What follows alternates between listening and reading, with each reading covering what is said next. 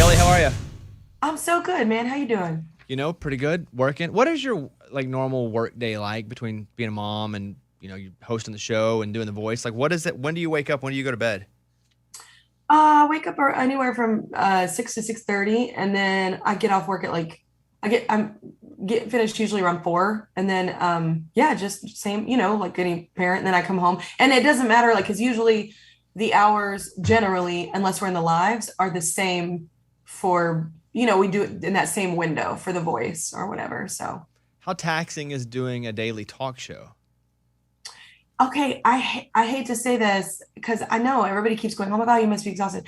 It's really not. Like I really love it. I think mostly because I love everyone that I work with there, and everyone's so kick ass at their job that I don't have to worry about anything. So, and I love talking. I mean, you get it. It's easy to talk to people. So, and my hours aren't these hours. So I got to be on. So, so that's way easier.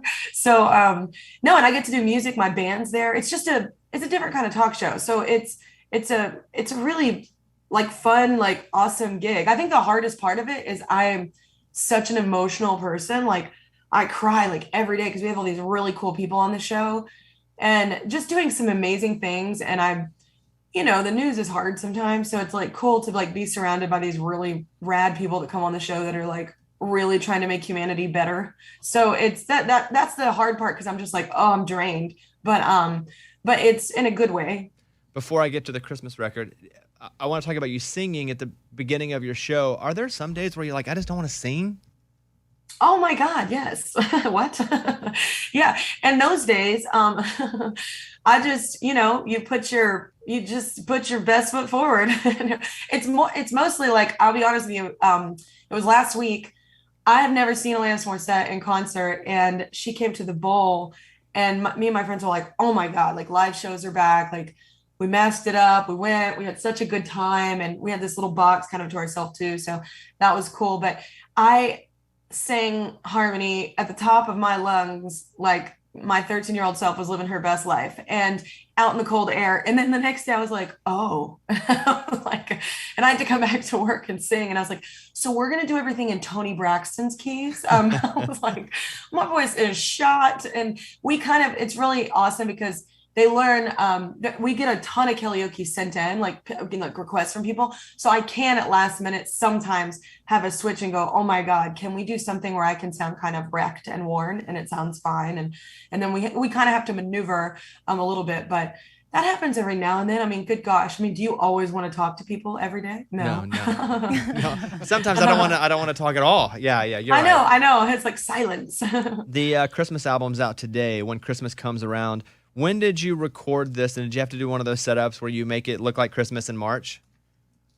Well, it was actually very sweet. I recorded most or like half of it, I guess, at my TV studio because that's where my musical director, he has a whole like studio set up. So, and he produced half the album, which he's produced a ton of stuff for me before. And then I also Jesse Shatkin's house. I don't think he decorated it all, but I don't really have to I'm like such a child at heart when it comes to, if I close my eyes and I'm in Wonderland. So I don't really have to think too hard at that. I think the thing that was hard for me with making this Christmas album was, man, I hope people aren't wanting Wrapped in Red because I was at a different place when I put that album out. And so this album really does have there's an emotional kind of journey on it. So, there's some like hard to listen to songs that are some real raw messages. And then there's some classics that are like fun and uplifting, and it's, excuse me. And it's also, there's some sarcasm, and it's just kind of, I told my label, I was like, look, I was like, you want me to make a Christmas album, not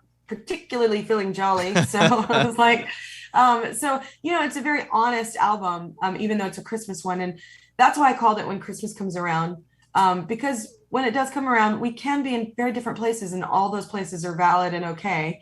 Obviously I hope people relate to the more happier tones, but sometimes they don't.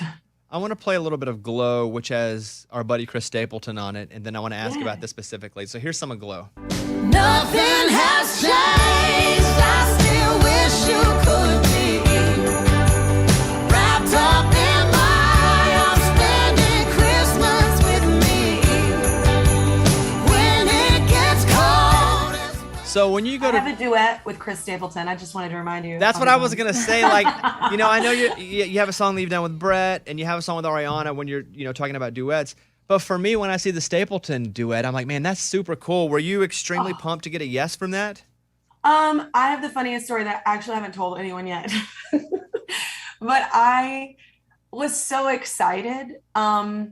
And so excited. He turned around so fast too after I asked him. And I honestly wasn't expecting him to say yes. I mean, I just feel like everybody asked him to sing, and I get, really nervous about asking because I've been turned down a lot, honestly, with singing with people. So I got really nervous, and I was so excited he said yes. And he, like I said, he turned the music around so quickly, and his voice is just magical. Oh, but I made this whole video like outside my Jesse Shakin studio because I was listening to it, I got it, and I like literally sounded like a child on a roller coaster. And I made this video and I sent it to Chris.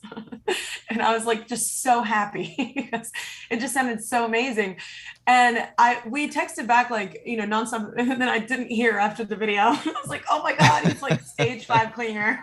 He's like, but I literally was so happy. I think, there are few artists. I love a lot of artists, but I mean, there are a few artists that really move me, that make me like want to be a better singer and make me want to like do better, and inspire me creatively. And he's one of them, and has been since before everyone knew him. And we were both at some event, and I think he was playing with the steel Drivers, yeah. Yes, yeah, he was playing with the Steel Drivers, and I was like, "Who the hell is this?" And we were both at some event, and I've just since that moment, I remember sitting at the Grand Ole Opry and in that seat, going, "Oh my God, this guy is like one of the most talented singers I've ever heard." And I'm just so excited, like one, that he's had such an amazing career and still is, and then also that his amazing freaking voice is harmonizing with mine. The album When Christmas Comes Around is out today. It's 15 tracks. It's all Christmas. But when is it okay to listen to Christmas music in your house? When do you start? I'm different. So I like Christmas in June, man. So I don't listen to it like nonstop or anything, but I will like all of a sudden be like, this, I need to feel good. I'm gonna turn this mood around, and I will put on some Bing Crosby or some, Alanis, or not Alanis, Mariah. Sorry, I just went to her concert. To Mariah Carey's Christmas, which is an amazing album. To like, I'll do it just to like kind of turn my mood around. So I love Christmas music, but I mean, if we're being honest, it's October, so we should probably get through Halloween and like Thanksgiving first. But it's like, I guess I get it. They're releasing music a little earlier because by the time it comes out, you only have so long to maybe listen. So I don't know, maybe they're wanting people to pregame before the season starts. I don't know. Kelly Clarkson's on with us. I've got a few questions I've just always wanted to ask. So Do it. if you can bear with me for a second, because some of these are really old questions. Did Okay. you know before the 40-Year-Old Virgin came out that Steve No. Carell was going to yell your name at the chest waxing scene?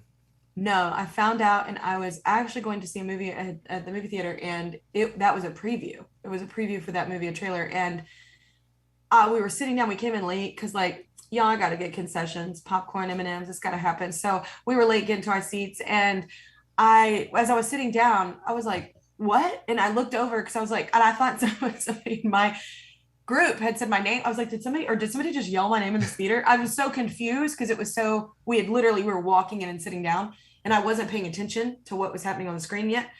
And then when we were leaving, there were people stopping me, and they're like, "Did you hear? That was your name. He yelled your name." And I was like, "What?" And I didn't understand what was happening. And I'll tell you what, no matter what I do in my career, I could find the cure to cancer, okay? And no one will remember anything as much as they'll remember my name. He yelled while getting waxed. It's the one thing when I met Steve, I was like, you have set me up for failure, man. I could do nothing to top this. I was like, Kelly Clarkson's on with us. When you're in the shower, do you feel like you're a better singer in the shower, much like we do? 100%. So all that steam, it's amazing. I'm always singing Aretha in the shower. It sounds amazing singing it. But also, funny enough, I wrote a few of the songs on this record in the shower. I write a lot of my songs in the shower. I don't know why. It's an inspiring place. Do with that what you will. I will. But I will pivot from that. I know. There is, no segue. A couple more. How soon, or has it already happened, where people are sliding in your DMs now? Okay, here's the thing to know about me. The people in this room just laugh because, like, I didn't even know what a DM was for the longest time. I didn't even know that was a possibility. And then people would be like, I totally like sent you a message, and I was like, where? They were like, the DM. I was like, where the hell is that? I was like, I had all these DMs that I never saw because I had never checked it. And then I saw Social Dilemma. I don't know if you saw that, Yeah. and it freaked me out, and I didn't want to be that guy in the film, the puppet. So I actually deleted my apps, and like what I do now is like I'll have it makes the process harder for my team, but whatever. It's something I had to do for my life because I didn't want to be on my phone all the time. I do it all in emails. If I'm at a concert, I'll like text Wise, who's sitting right beside me, and I'll be like, hey, can you post this for me? Or like, and then they'll send me like a bunch of things to like respond to that fans are sending in or whatever. But that's like in an email that I can all get it done. I feel like I don't want to be that checked in all the time. So I know that sucks because I'm supposed to do that kind of stuff. But to all my team, I'm sorry again. But it was just one of those choices I had to make. So I don't see it. Kelly Clarkson on with us. Her new Christmas album is out today. It's called When Christmas Comes Around. It's got some classics. It's got some songs that she has written. It's got Ariana and Stapleton and Brett on there. So I hope you guys check it out and start playing it today. You have permission as soon as Halloween hits to start playing it. All right, Kelly. Hey, good to talk to you. Thank you, and I hope you're doing well. Hey, you too, man. And if this happened to be one of the days you didn't want to talk, my bad. Bye, Kelly. Bye. This is a Bobby Bones show.